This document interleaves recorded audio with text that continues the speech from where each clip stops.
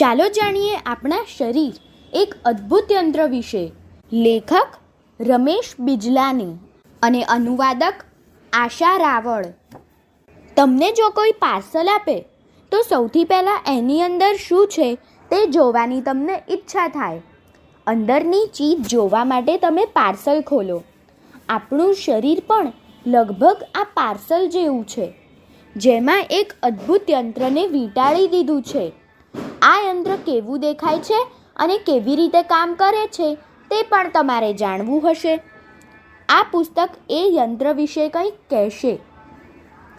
આ પુસ્તક લખાયું તે પહેલાં અથવા આવા અન્ય કોઈ પુસ્તક લખાયા તે પહેલાં અહીં જે માહિતી આપવામાં આવી છે તે આપણને કેવી રીતે મળી?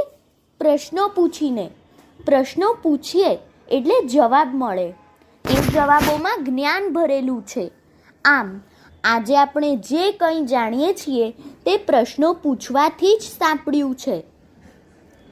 શરીર કેવી રીતે કામ કરે છે તે વિશેના તમારા કેટલાક પ્રશ્નોના ઉત્તરો તમને આ પુસ્તકમાં મળશે. આવા પ્રશ્નોનો તો અંત જ નથી. તમે વાંચતા જશો તેમ તેમ નવા નવા પ્રશ્નો ઊભા થશે.